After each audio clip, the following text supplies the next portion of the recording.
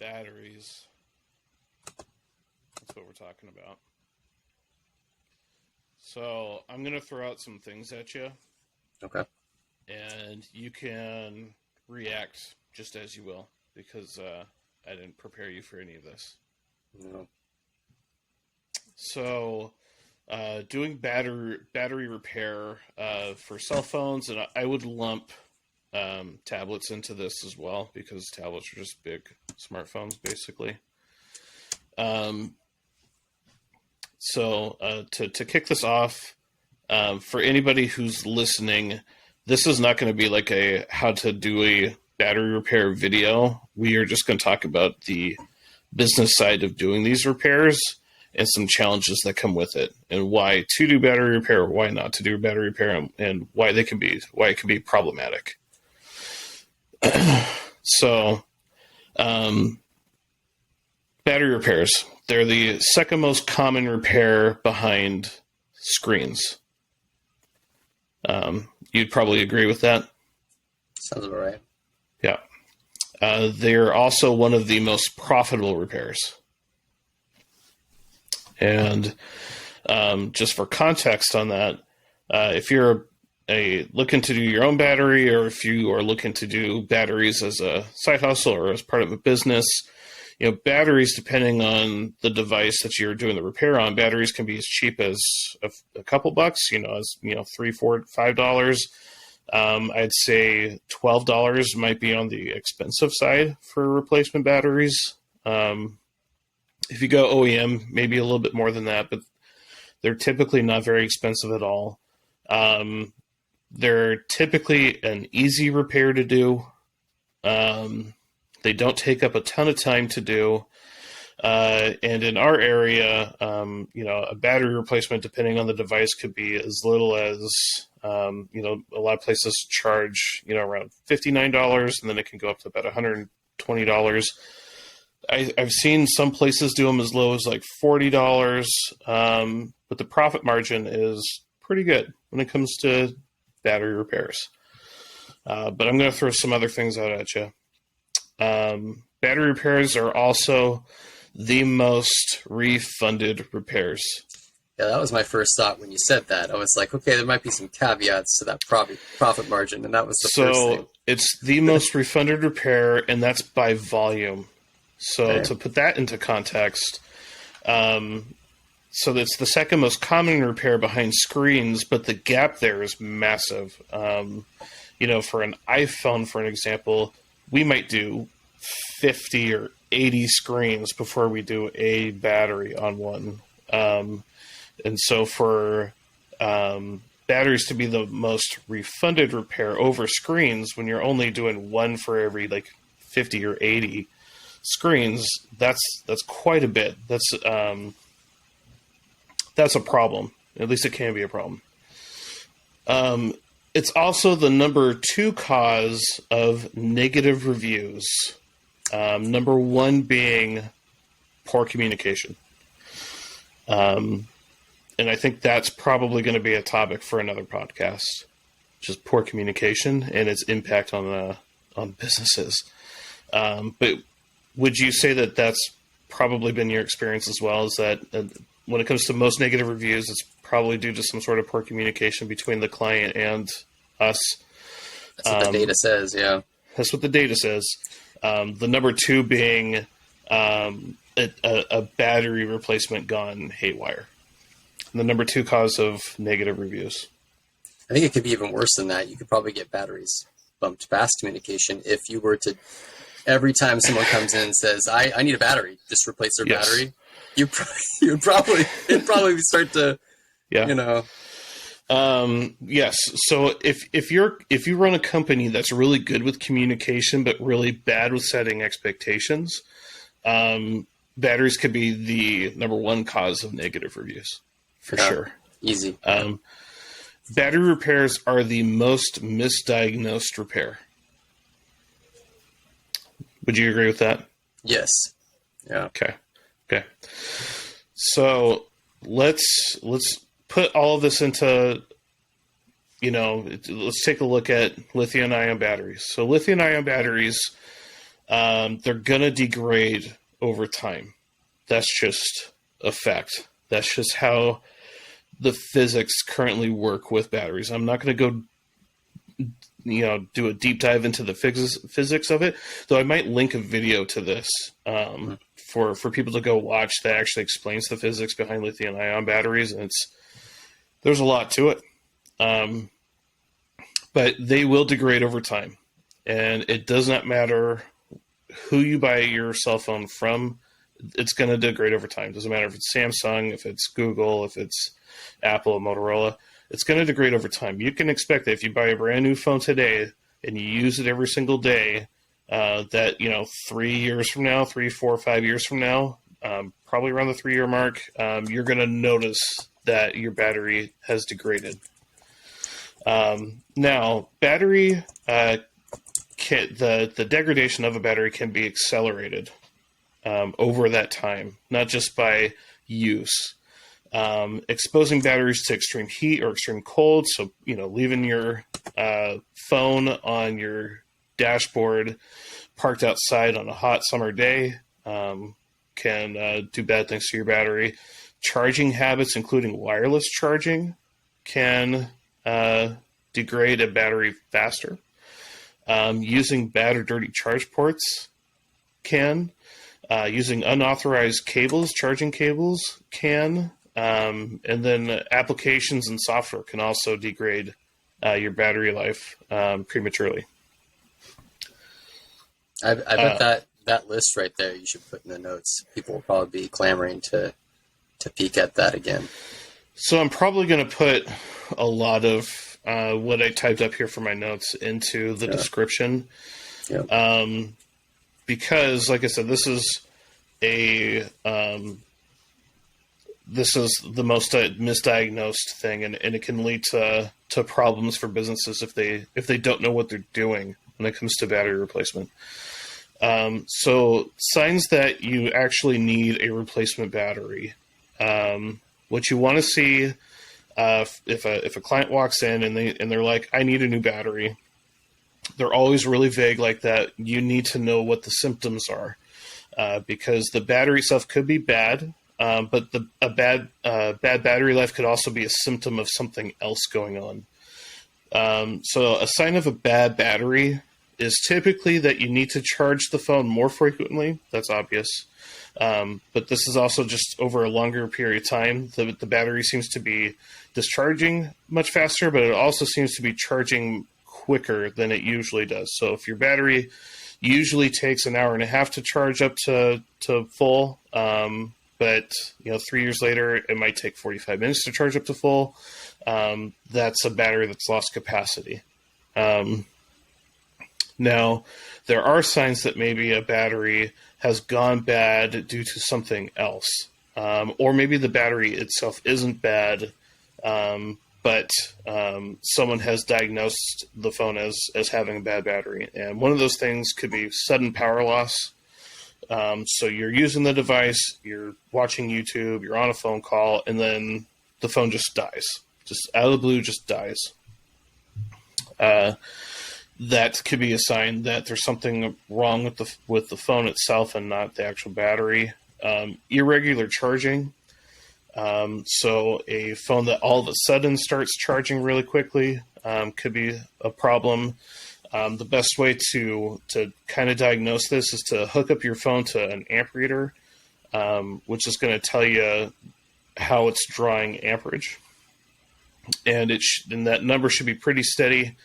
Usually a phone is going to charge between 1 and 2 amps, and it should be fairly steady. If it goes up to 1.2 amps and then drops to 0.5 and then up to 1.4 and then down to 0.75, that could be a sign that there's something wrong with the actual phone and not the battery itself. It could be the battery, but it could also not be the battery.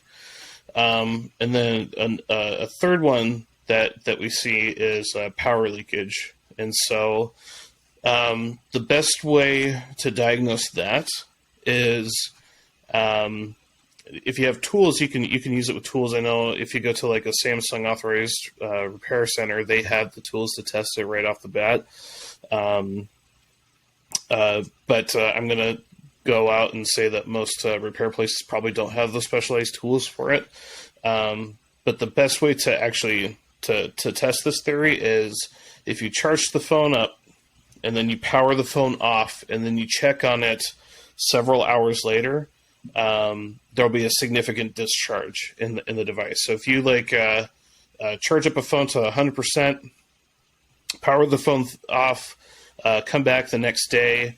When you reboot that phone, because the phone has been off, right? It shouldn't actually be doing anything, right? You should be at 100%. Even with a bad battery, 99%, maybe 98%, and that would be normal. But if you power the thing on the next day and it's at 90%, something is actually draining that battery. So, so now that you know that there's a couple of things that could be causing the battery to go bad, usually these things are going to be logic board related or PBA related, motherboard related, and then the repair gets really expensive at that point to fix something like that. In the past, there was a problem in Apple devices. Usually it was caused by people using bad charging cables. I know this was really prevalent on like the iPhone 6s and 7s. There's a chip on the logic board called a TriStar chip, and if you use bad cables, you could fry that chip. And that was a micro solder job that our owner used to do, and that repair can be pretty expensive. It's not so much of a big deal now, but we still see devices that come in that customer just assumes that they need a new battery. It turns out that their phone is actually it's got some sort of power leak and it's caused by the motherboard, and they actually need to get a new device. But knowing these things ahead of time so you can do testing, the best way to prevent a misdiagnosis is by testing. You want to test the device before you do any kind of repair.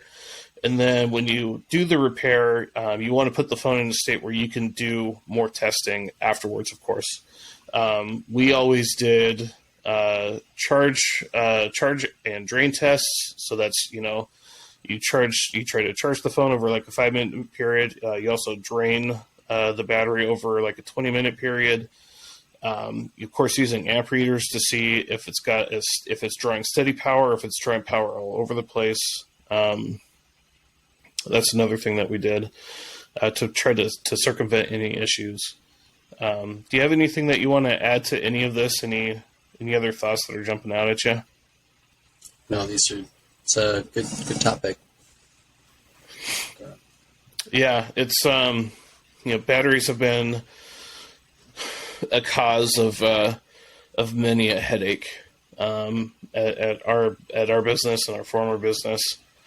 Did you ever replace the battery in your OnePlus? I know you're gonna do that recently. Haven't done it yet, no, but it definitely needs to happen. Yeah. Not having any weird power management issues or anything like that. It's just the capacity is just not what it was. So not what it used to be, right? Do you have any? Go ahead. No, go ahead. I was just going to go through the consumer standpoint, like you kind of mentioned on your OnePlus. I've been, just kind of doing things to manage it, going into notifications and different settings to kind of tone down my usage to try to to cope with it. so that's and that's something, and that's another thing. I think you might have touched on this, but another reason that we might add that people come in, they think they need a new battery, and it might be like 6 months or a year after they bought a phone. And, as a tech, you have to think, put red flag here for a second. This phone's not old enough for a new battery. So it's either the hardware or maybe it's the person who is using the phone. They've gotten so many things going on their phone that, when they bought the phone, had nothing going, it would have held a charge longer. But if you've got, 100 notifications going a minute, that can start to draw your battery, or if you're, so depending on your usage, you can really make a difference how much you're using that battery. I don't know. I don't think that was part of anything you mentioned yet. That wasn't, no. But it's a good point. So, if your device is less than a year old, your battery is going to be covered by the manufacturer. And if you're noticing battery problems, or what you assume are battery problems, but are just power problems, charging problems or discharging problems, and your device is less than a year old, either you have software that's causing the problem, and you should stop playing Candy Crush, 20 hours a day.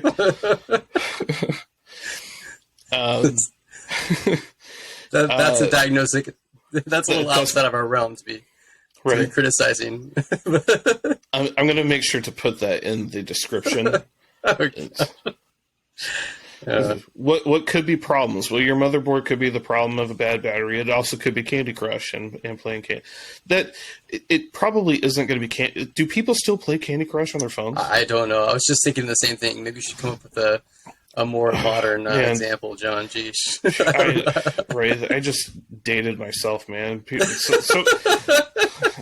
Somebody in the future is going to watch this and be like, Candy Crush? What? That's sad. 2023? Bro, get out of 2012, man.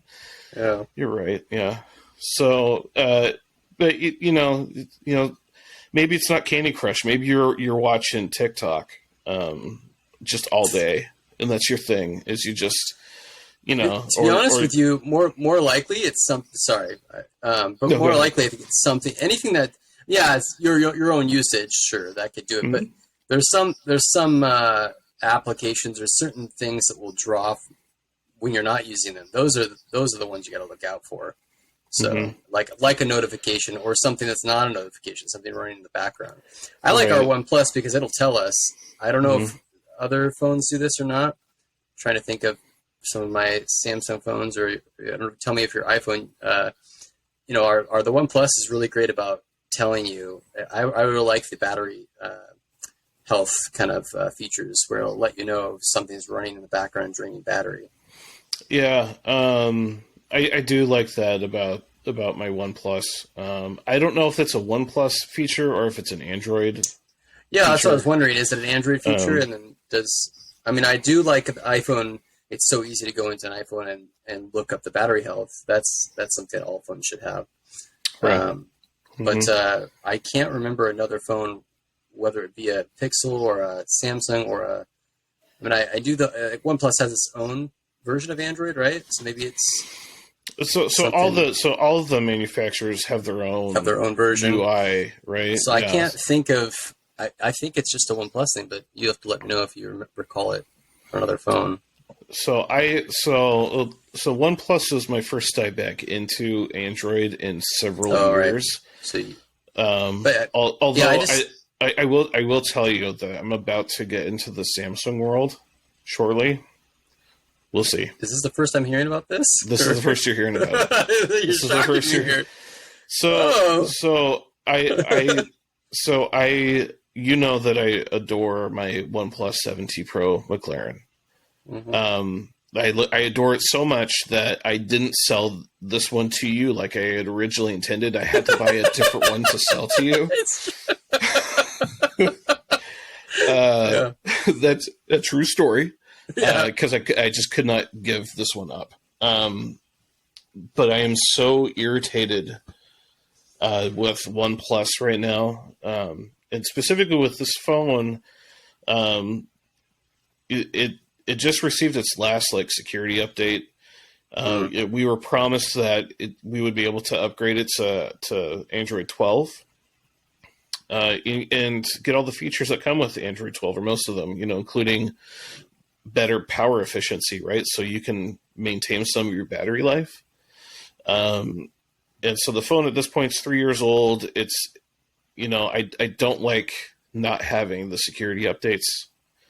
That's kind of a stickler with me. So yeah, I'm about to jump into the Samsung realm, and that kind of makes me sick to my stomach because I got some issues with Samsung right now. I know some of them what you're talking about, but it's not as if you're going to get any better with other companies in that realm, right? I mean, well, Samsung is a big kahuna, right? So you have Apple and you have Samsung, and they are the brands, right? When it comes to technology, they are two of the biggest brands in the world. And Samsung has an opportunity to set a standard. Right? Right. They can set the standard for everyone else to follow. And and unfortunately, someone's got to be the hero, right? Somebody's got to have a hero. Somebody's right. Somebody's got to be the hero, and it could be Samsung. Samsung has every opportunity to make changes in the positive for our industry. This is not supposed to be a political video. Whoops. Well, this is the white knight of politics. I mean, there's politics. There's politics of slinging poop, and well, not that this isn't that, but I mean, if I don't know, I guess it is. I don't know. But I was just gonna stand up for our politics here, but all right. Well, in the repair industry. So, this is supposed to be an educational video on batteries, not my dilemma over Samsung devices, which this totally got derailed to, which is fine. Samsung has an opportunity to set a standard in the positive and be consumer centric, like I thought they were. So I root for them in that case, and I would love for them to set that standard. But this is all for another video, and would be in addition to videos that we've done in the past. We're talking about batteries.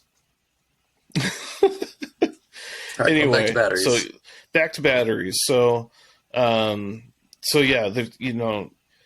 The point of this video is to educate people who are either you're looking to replace your own battery or you're looking to replace batteries as a service, the importance of proper diagnosing. If you don't diagnose the battery issue as actually being a battery versus being a power management problem within the phone, it's going to create some headaches. And oftentimes,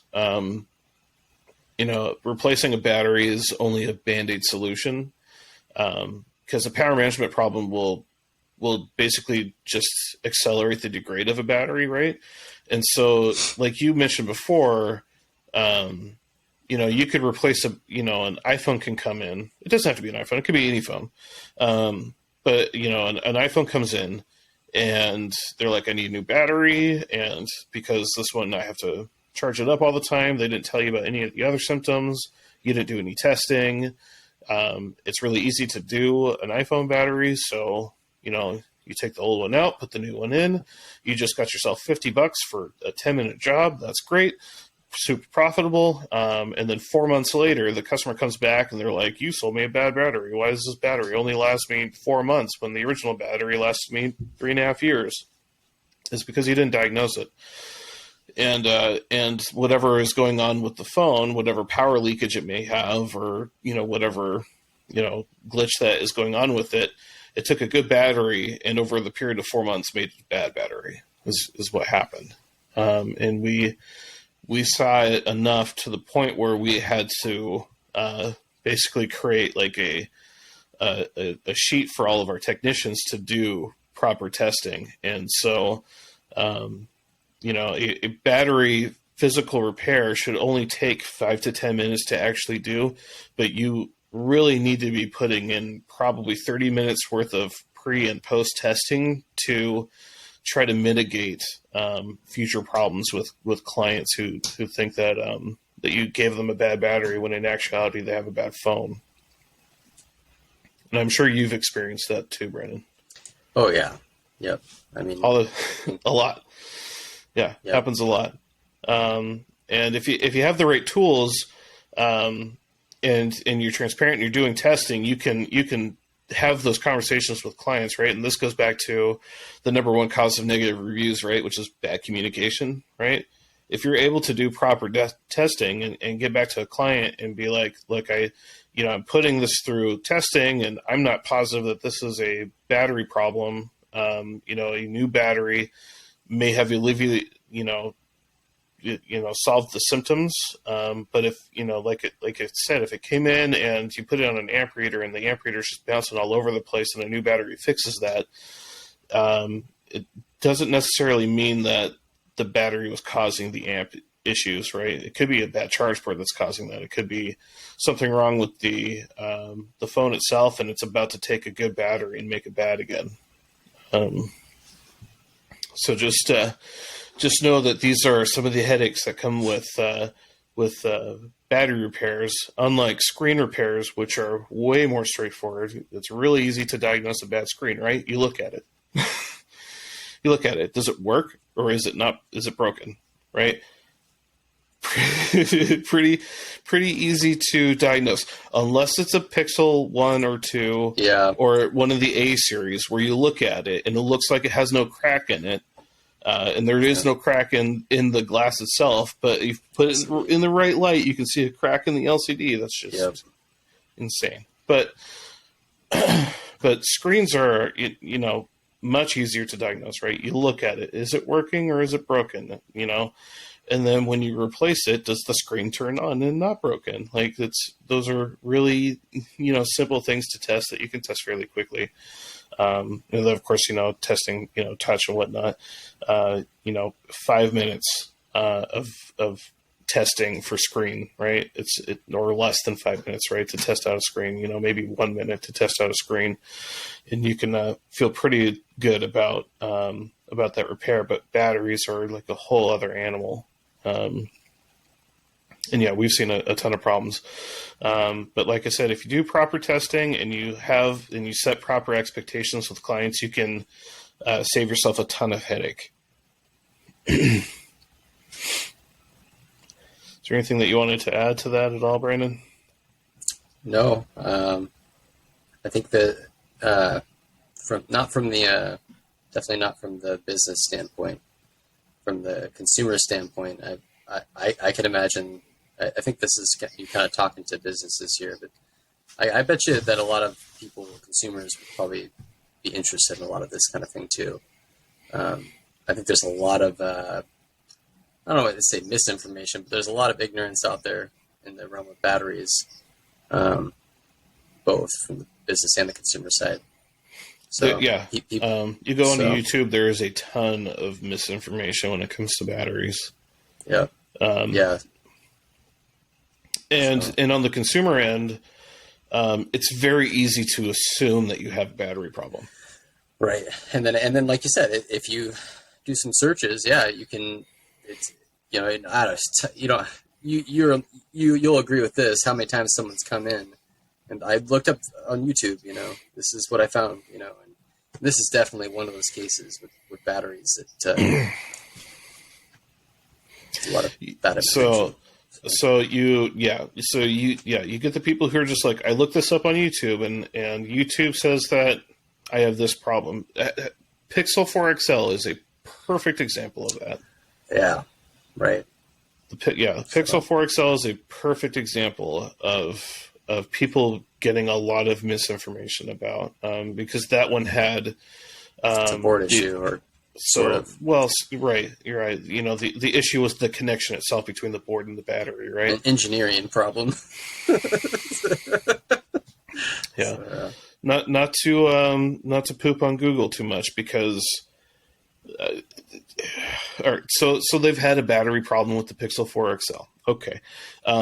Is Apple in the clear here? No, they had battery gate. Is Samsung in the clear here? No, Note 7. So I've had a lot of people ask me in my current. I've had a lot of people ask me about battery gate. It's kind of interesting. So they're like, did this really happen? Like, what happened here? So, but yeah, you're right. All companies have some battery problems. Yeah, it's no one. All the manufacturers, all the big ones anyway, have had some dirty hands when it comes to battery management. And in all fairness, Phones are getting way more sophisticated today versus, what they were doing years ago, right? We now know when it comes to batteries that you don't want to charge up your battery to 100% all the time, every day, as quickly as possible, right? Batteries like to live in that 40 to 80%. Discharging it down to 0% is tough on the cells, and then charging it between the 80% and 100% is hard on the cells of the battery itself, which is why you have optimized charging or smart charging, right, where it quickly gets your phone up to that 80% and then slows it down after that. Yeah. All these manufacturers are making strides when it comes to taking better care of the batteries, which is why batteries are typically lasting a little bit longer now versus, what they did, 10 years ago. Batteries might last you 3 or 4 years now versus 10 years ago. You'd be lucky to get 2 years out of a battery. So this is a bit of a side. It's about batteries, though. Okay. I'm going to get since you've been getting my candid reactions, I'll get one from you. Getting away from a consumer perspective, I've had technicians, a couple of our dear close colleagues, ask about our One Plus and how fast it charges, because I brag about it, right? This warp charger, it charged super fast, and almost all of, or a good percentage of them, say that can't be healthy or good for the battery.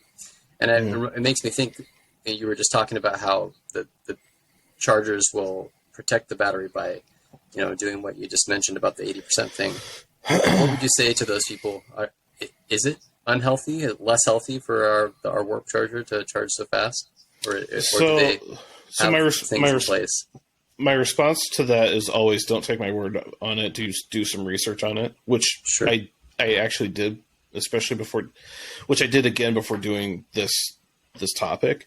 I watched a couple of education videos on the lithium-ion battery.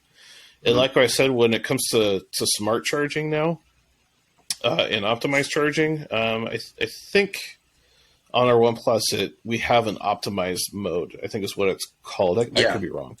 I don't remember the name. But So, and another thing you have to do is you have to kind of read between the lines when it comes to the advertising of the fast charging with OnePlus, right? So OnePlus is known for warp charge. That's what it's called, warp charge. Where they say, in 15 minutes you'll get all day battery, right? They don't say in 15 minutes you'll go from 1% or 0% to 100%, right? 15 minutes you'll get all day battery.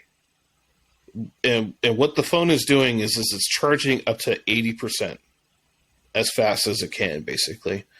And so for anyone who's just like, that can't be good for the battery, my response to that would be OnePlus thought of that, and there's a reason why it slows down the charging at the 80%. Right.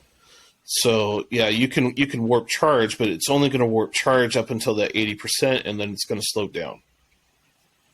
And so OnePlus my response would be OnePlus thought of that, and their solution was to stay within the realm of what lithium-ion technology batteries, what the battery technology likes, which is to live in that up to that 80%.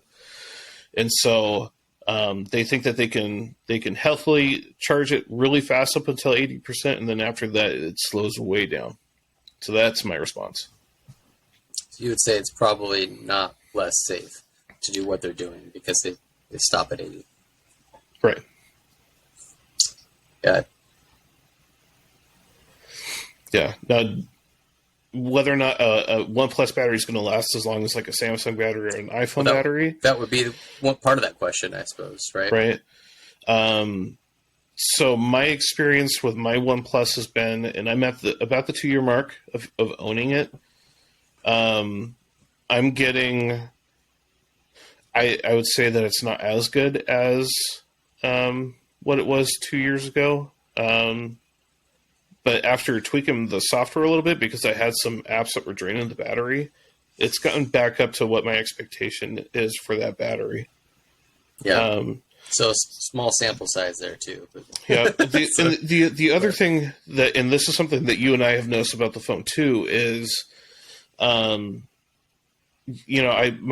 other device I use. So the OnePlus I use for business. It's my business phone. The other phone that I have for my personal life is an iPhone. It's an iPhone 13 Pro Max. So the iPhone takes way longer, right, to charge up, but that phone legitimately lasts me all day. And I use it quite frequently. The OnePlus always has drained much faster than whatever iPhone I also carried at the time. And so for you and I have noticed that too, is that the phone does drain the battery real quick, but it doesn't matter if you have the warp charger next to you and you put it on the warp charger for 10 minutes, right? You've gone from 35% up to 65%, on a 10-minute charge, and you can last the rest of the day. So, I don't know if that's indicative of Android 11 being on my phone, which annoys the crap out of me that I'm not on 12. I don't know if that's maybe a caveat to the warp charge technology, is that it's going to charge up your device real quick, but it's also the battery's just going to drain that much quicker versus other devices maybe. So now, the other side too is that, I'm used to iPhone and the Max models, right, which have the larger batteries. And, I haven't noticed that the OnePlus is any worse when it comes to battery drain versus like previous Samsungs that I've had. I would say it's better than previous Samsungs that I've had, but those are many years old. But when it comes to like safety, or even longevity, right? And most people hold on to a phone for about 2 years, and then after that they upgrade. So if you're thinking, of buying the next OnePlus, which is the OnePlus 11 is about to come out, or if you're thinking about getting like the 10 Pro right now, and you're concerned that in a year you're going to need a new battery for your OnePlus, you shouldn't have to worry about that. That battery should last 2 to 3 years, even with warp charging.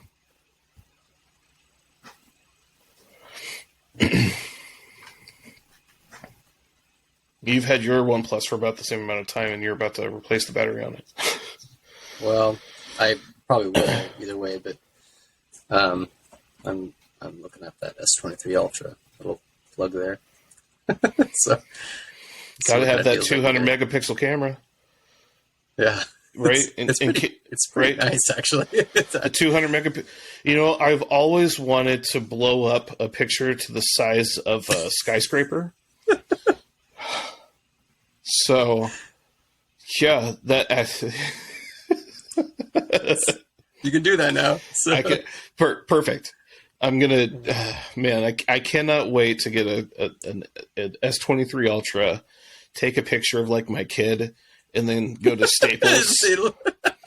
Staples, and be like, "Here's a picture of my kid eating a booger, and I need like a 300 by 400 print," and they're like 300 by 400 millimeters, and I'm gonna be like, no, yards or meters, and I'm just gonna post it up on the side of a massive building. It's all good. Speaking of battery, though, and S23 Ultra, it's got that new Gen 2 Snapdragon 8. I think is what it is, if I'm not mistaken. So, Qualcomm. Yeah. Super efficient on the battery. So I'm not gonna lie, I'm not getting the 23 Ultra. It's not the one I'm going to be getting. Not the one you're looking at. Not the one I'm looking at. I'm gonna keep us in suspense. Yeah, well,